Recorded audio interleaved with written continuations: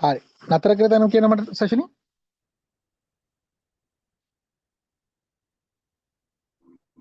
යාඥා කරමින් රචිත සුක්තයන්ගෙන් හරි.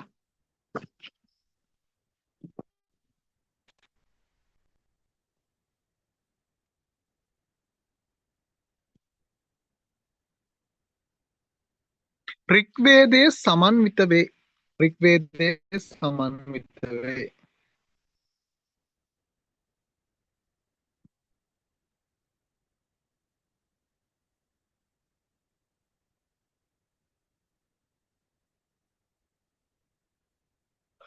මේ නිසා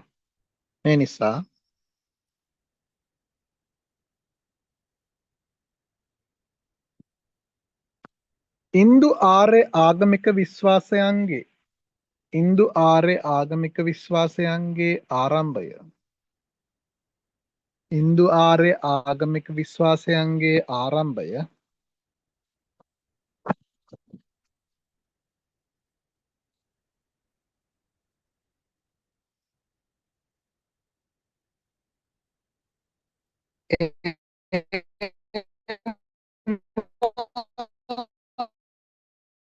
ක්‍රමික විකාශනය පිළිබඳ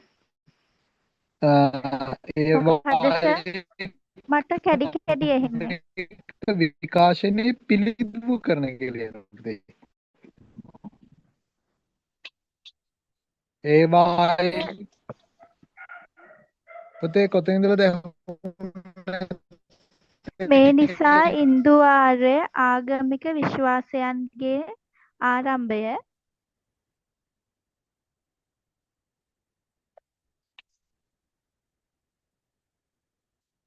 ශෂින්ට කොතනින්ද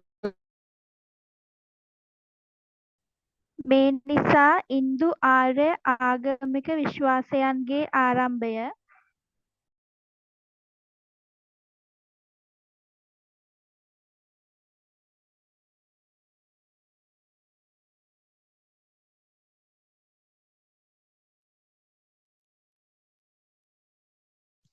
ශෂිනය ඇහෙනව නේද? සර් මාව ඇහෙන්නේ නැද්ද? ඇහෙනවා. මේ නිසා ඉන්දු ආර්ය ආගමික විශ්වාසයන්ගේ ආරම්භය. එතනින් සර් ඒවායේ ක්‍රමික විකාශනය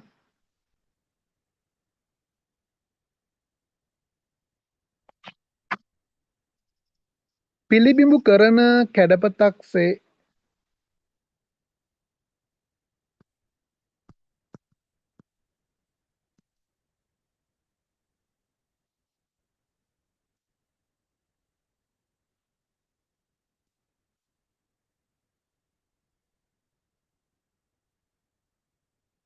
ඍග්වේදය සැලකිය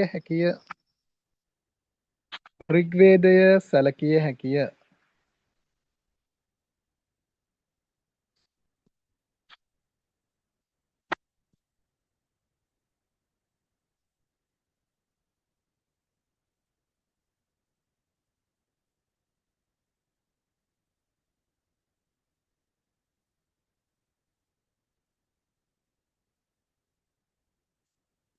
හරිද?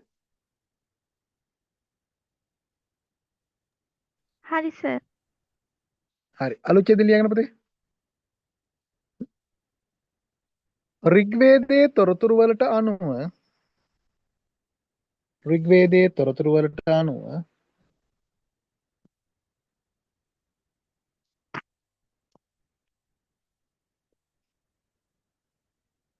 ඉන්දු ආර්යයන්ගේ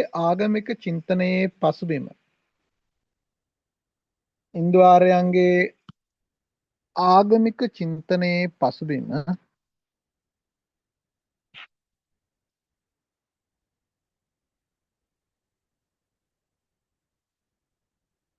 පොතේ හයිලයිට් කරලා ලියා ගන්න. ස්වභාවික වස්තු වන්දනය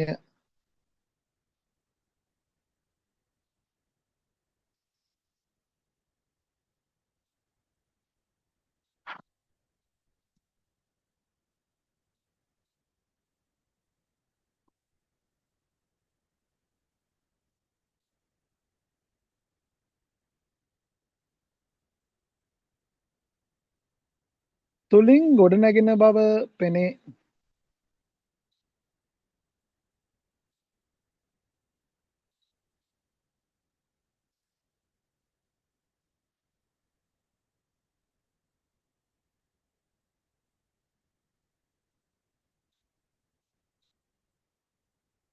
වෛදික සුක්තයන්හි සිය හැඟීම් පවසන ඍෂිවරුන් වෛදික සුක්තයන්හි සිය හැඟීම් පවසන ඍෂිවරුන්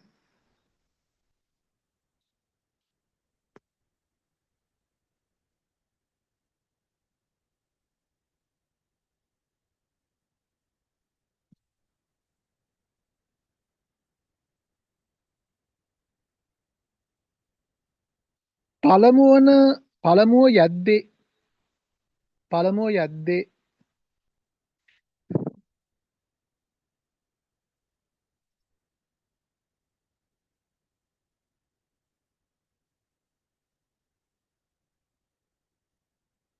හිරු දෙවියන්ටවත් සඳු දෙවියන්ටවත් පළමුව යද්දේ හිරු දෙවියන්ටවත් සඳු දෙවියන්ටවත්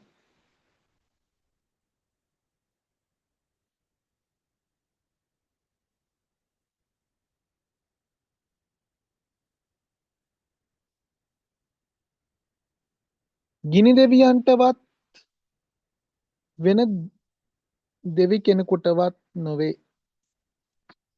වෙන දෙවි කෙනෙකුටවත් නොවේ.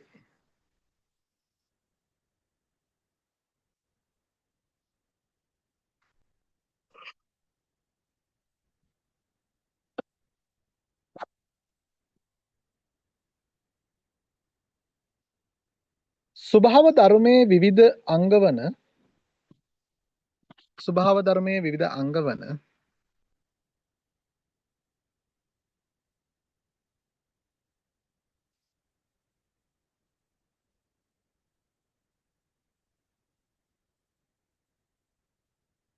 අහසේ දිනපතා නැගී එන සූර්යාටද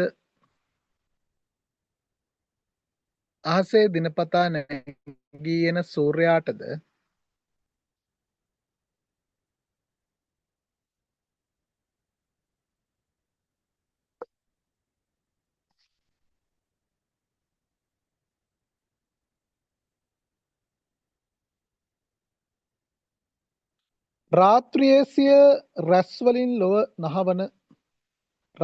සිය රැස්වලින් ලොව නහවන චන්ද්‍රයාටද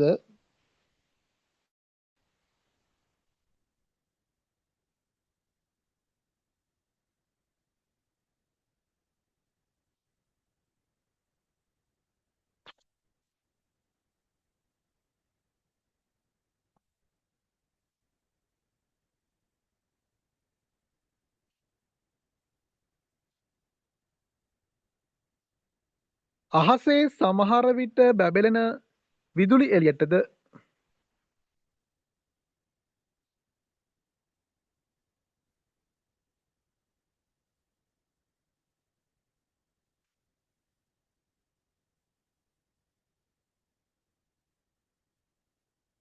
මිහිපිට නිතරම දැල්වෙන ගිනිදැල් වලටද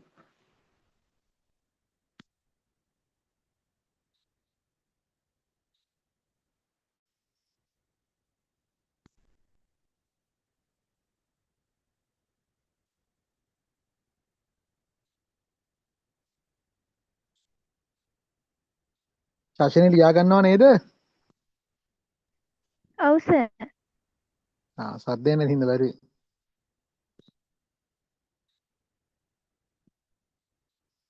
මිහිපිට නිතරම දැල්වෙන ගිනිදැල් වලටද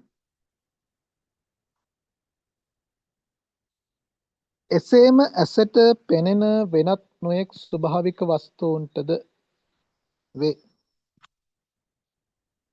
එසේම ඇසට පෙනෙන වෙනත් නොයෙක් ස්වභාවික වස්තුන්ටද වේ. එසේම ඇසට පෙනෙන වෙනත් නොයෙක් ස්වභාවික වස්තුන්ටද වේ.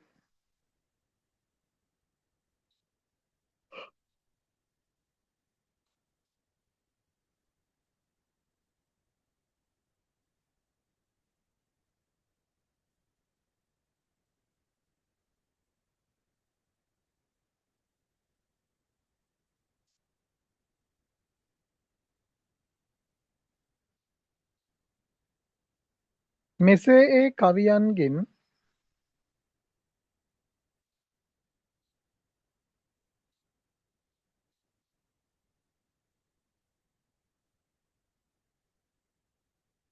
මෙසේ ඒ කවියන්ගේ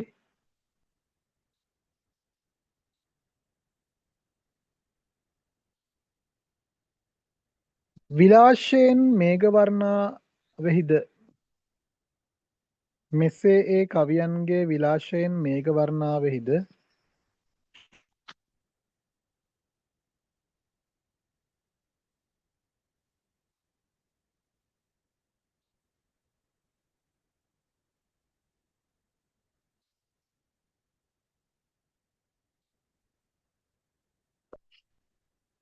ගලා බසින දියදහරෙහිද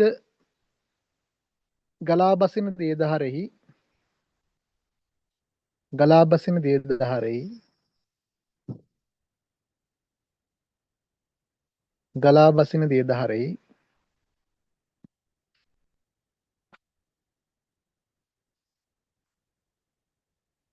දීප්තිමත් තරු සමූහයේද දීප්තිමත් තරු සමූහයේද තරු සමූහයෙහිද තරු සමූහයෙහිද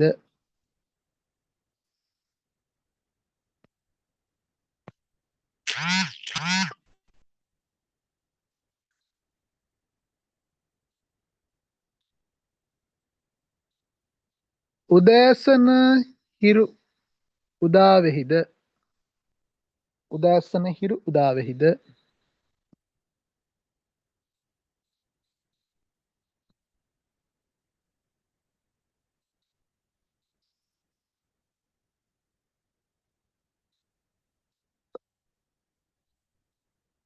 සරු පොළොවෙහිද සරු පොළොවෙහිද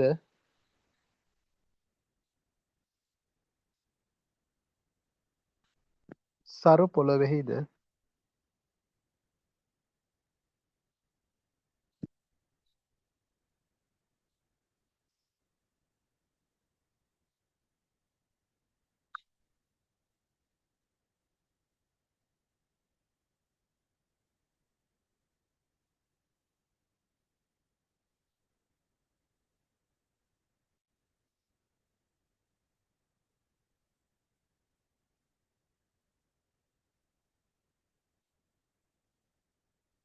ලස්සන නරඹමින් එහි පෙනෙන චමත්කාරය හා ලස්සන නරඹමින් එහි පෙනෙන චමත්කාරය හා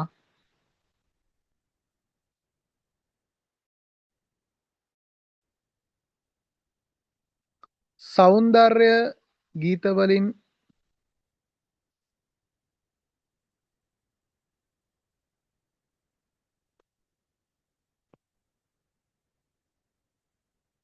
සෞන්දර්ය ගීතවලින් වැනූහ සෞන්දර්ය ගීතවලින් වැනූහ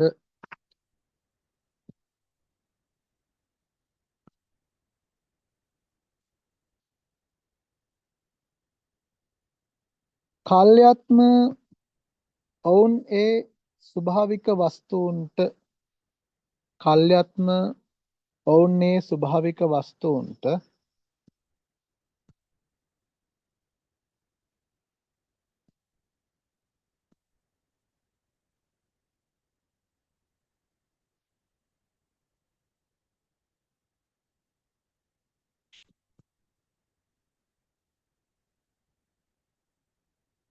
පුතේ මම මොකද්ද කිව්වේ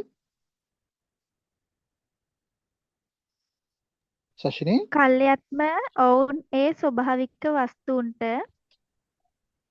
හරි දැක් වූ ආදරය හා බිය නිසා දැක් වූ ආදරය හා බිය නිසා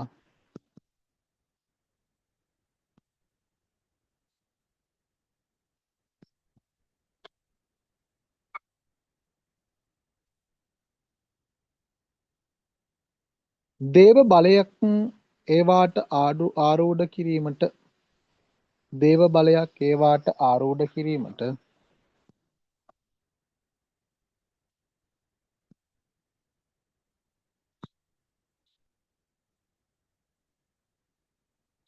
පුරුදු වන්නට ඇතැයි අපට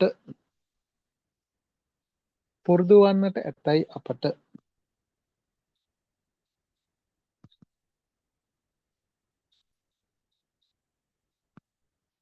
පහසුවෙන් නිගමනය කළ හැකිය. පහසුවෙන් නිගමනය කළ හැකිය.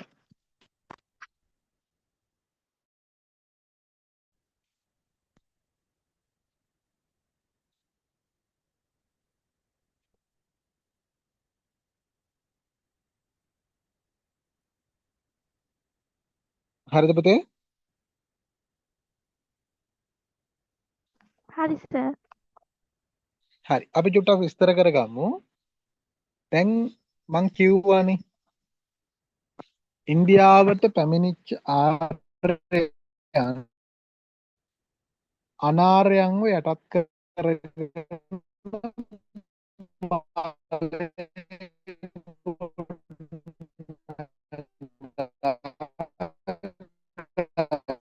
සර් කැඩි කැඩි ඇහෙන්නේ. එතකොට පුතේ මේ එහෙම බලය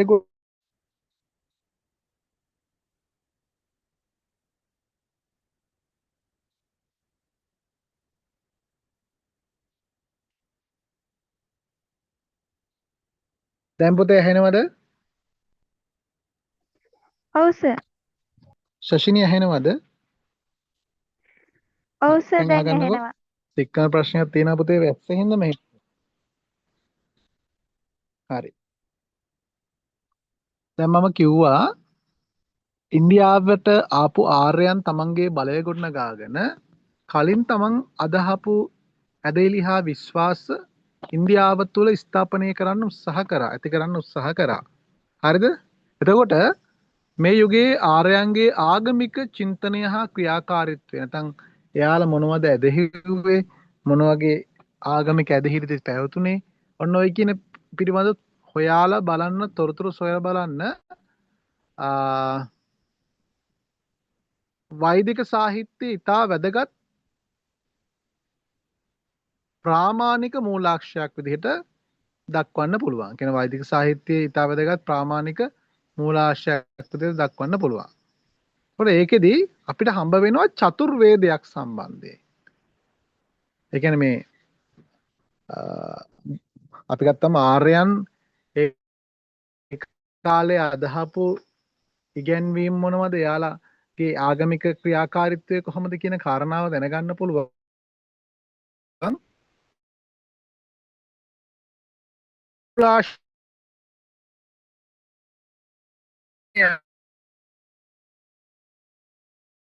අතරවන් සරලව කිව්වොත් ආර්යයන්ගේ ආගමික ප්‍රත්‍ය පිළිබඳ තොරතුරු. ශෂිනට ඒක පැහැදිලි ඇති නේද? මම කියන්නේ මේ අපි කතා කරන වේද සාහිත්‍ය නැත්තම් රික් යජුරු සාම අතරවන් කියන මේ චතුර්වේදය තුල මේකට අපි චතුර්වේදය කියන නමත් හඳුන්වනවා.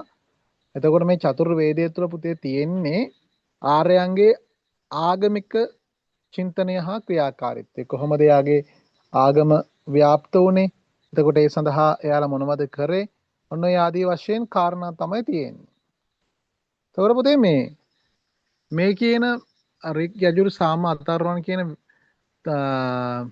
චතුර්වේදය දිහා බලනකොට සරලව අපිට පේන කාරණාවක් තියෙනවා, දැනෙන කාරණාවක් තියෙනවා. මොකක්ද දන්නවද?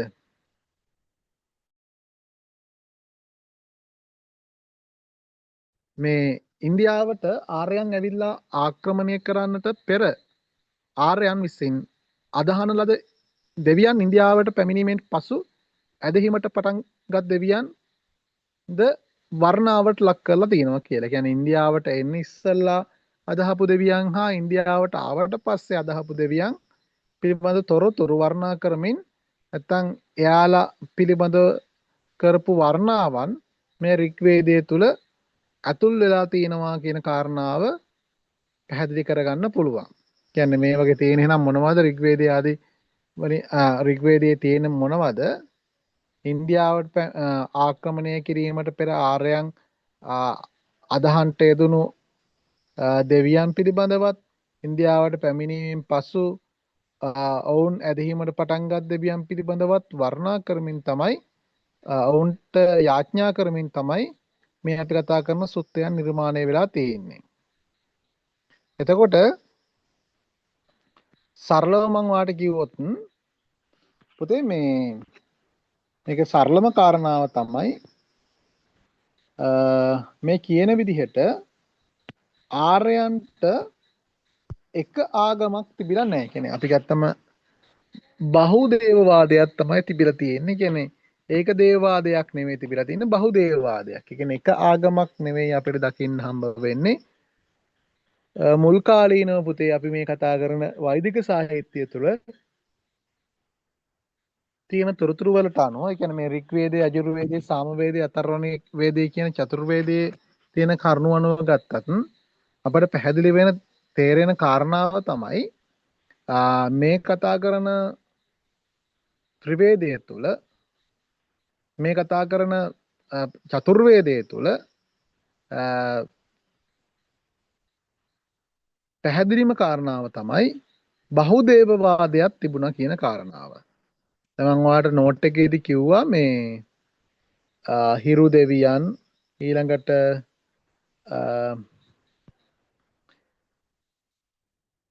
සඳු දෙවියන් ඊපස්සේ විදුලිය දැල්වෙන ගින්න මේ ඒ වගේ අර ස්වභාවික දේවල් දකින්න තියෙන දේවල් වලට ඒ කියන්නේ හිරුට රාත්‍රියේ පායන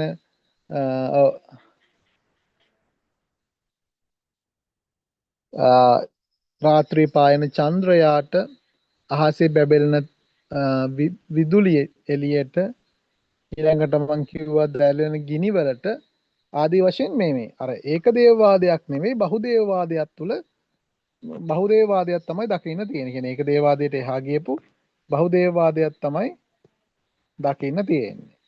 ඒතරවා තේරුම් ගන්න ඕන කාරණාව තමයි පුතේ මෙතනදී සරලව පැහැදිලි කර ගන්න ඕන කාරණාව තමයි අපි මේ කතා කරන වෛදික සාහිත්‍යය තුළ මුල් කාලීනව ඒක දේවවාදයක් නෙවෙයි බහුදේවවාදයක් තමයි පැවතුනේ කියන කාරණාව. සශිනී ඒ ටික තේරුණාද පුතේ වාට? ඔව් සර්. වාට තේරුණේ මොනවද? අද කතා කරපු කාරණාත් එක්ක මොනවද තේරුනේ? මොනවද පුතේ අපි මේ කතා කරගෙන ඉන්නේ? අපි පොඩි සාරාංශයක් අද මේ කතා කරපු කරුණු ටික පොඩි සාරාංශයක් කරගමුකෝ. වාට තේරිච්ච ටික කියන්න බලන්නද?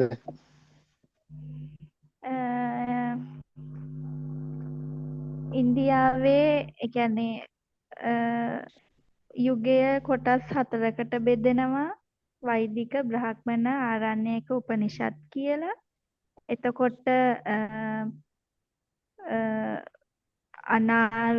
ඉන්දියාවට අනාර්යයන් සංක්‍රමණය වුණේ මධ්‍යම ආසියාවේ ඉඳන්. එතකොට ඒගොල්ලෝ එහි හිටපු ආර්යයන් සංක්‍රමණය වුණ මධ්‍යම ආසියාවේ ඉඳලා. එතකොට හිටපු අනාර්යයන්ව ඒගොල්ලෝ ආක්‍රමණය කරලා ඒගොල්ලොන්ගේ බලය ලබා ගත්තා. එතකොට මේ අනාර්යයන් ඒගොල්ලොන්ගේ කලින් තිබ්බ ආගමික ඒගොල්ලෝ බහුදේවවාදී පිරිසක් වෙනවා. එතකොට ඒගොල්ලෝගේ කලින් ආගමික තත්වයක් පස්සේ ඉන්දියාවට පැමිණීමෙන් පස්සේ තිබුණු ආගමික තත්ත්වයක් දෙකම එකතු කරලා ඒගොල්ලෝ අදහන්න ආරම්භ කරා. එතකොට ඒ පිළිබඳව දැක්වෙන්නේ ඍග්වේදයේ සඳහන් වෙනවා. ඍග්වේදයේ එදා ඒ කියන්නේ මධ්‍යම ආසියාවේ ඉන්නකොට අදහපු ඇදහිලි හා ඊට පස්සේ මධ්‍යම ආසියාවෙන් මේ ඉන්දියාවට ආවට පස්සේ අදහන්ට යෙදුණු ඇදහිලි හා විශ්වාස පිළිබඳ තොරතුරු දක්වලා තියෙනවා නේ. ඔය ටික තමයි සරලව අපි කතා කරේ. පුතේ කියා දෙන දේවල් තේරෙනවද? පැහැදිලිද? ගැටලුවක් නැද්ද? ගැටලුවක් නෑ සර්, පැහැදිලි.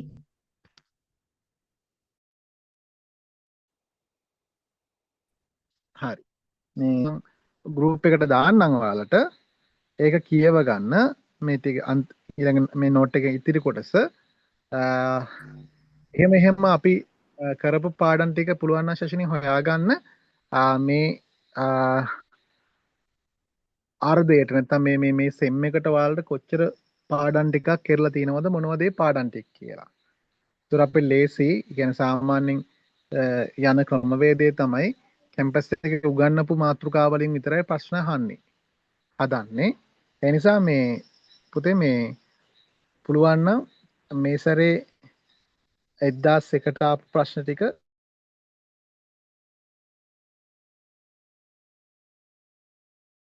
කියන්නේ පාඩම් ටික මොනවද කරලා තියෙන්නේ කියලා අහසොත් අපිට බයිනතුවම හොඳ සාමාර්ථයකට යන්න පුළුවන්.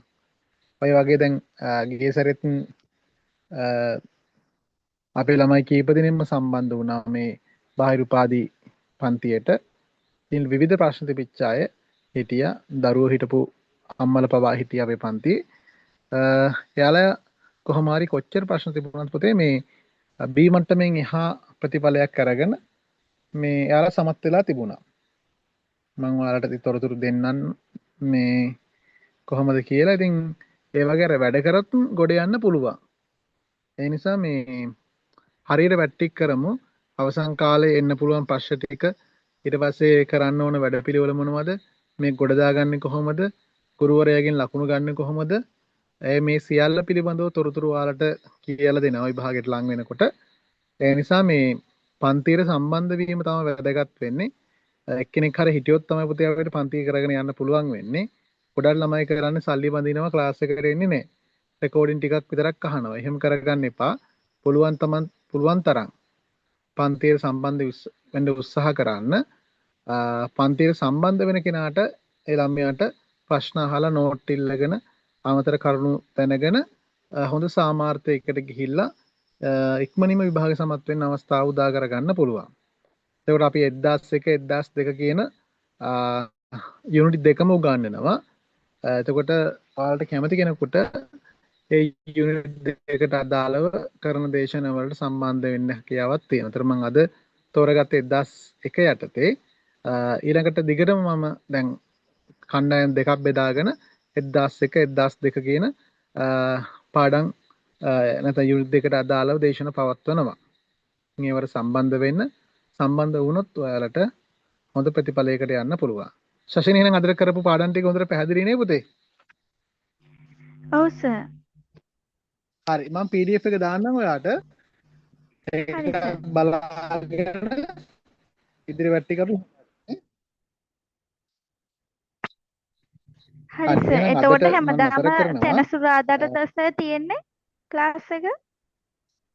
නෑ පුතේ ක්ලාස් එක තියෙන ටයිම් එකයි වෙලාවයි කියන්නම් මම. සතිය දවස්වලටත් කරන්න පුළුවන් වෙලාවට අපි මෙහෙම දැන් වැඩි කාලයක් නැති හින්දා සමහරක් වෙලාවට සතියේ දවස් දෙකක් හෝ තුනක් හෝ අපි කරනවා. ඒ කියන්නේ මේ දේශන 5ක් එහෙම එකක් නෑ. පුළුවන් තරම් ඔයාලගේ පාඩම් ටික ආවරණය වෙනකම්ම කරලා දෙනවා. එහෙම එකක් නෑ. හරි සර්. දැන් අර හරි සර්. තියෙනවනේ ප්‍රමාණයක් තියෙනවනේ. එහෙම දේශන ප්‍රමාණයක් නෑ. සමහර එකට දේශන 15 18 කරපු අවස්ථාවක් තියෙනවා අපි. හරිද? කොහොම හරි දේශන ටික කරලා දීලා ඔයාලා පාඩම් ටික ආවරණය කරලා දෙනවා. ශෂිනේ පුළුවන් නම් ඉක්මනින්ම හොයාගන්න මොනවද කැම්පස් එකේ කරලා තියෙන පාඩම් ටික කියලා මාතෘකා ටික හොයලා දෙන්නකෝ මට. ඒ ඇති ඈ. හරි සර්. හරි. එහෙනම් පුතේ අදට ඇති. එහෙනම් good night පුස්සර්ණයි. හරි sir. good night බුසන්නයි. thank you sir.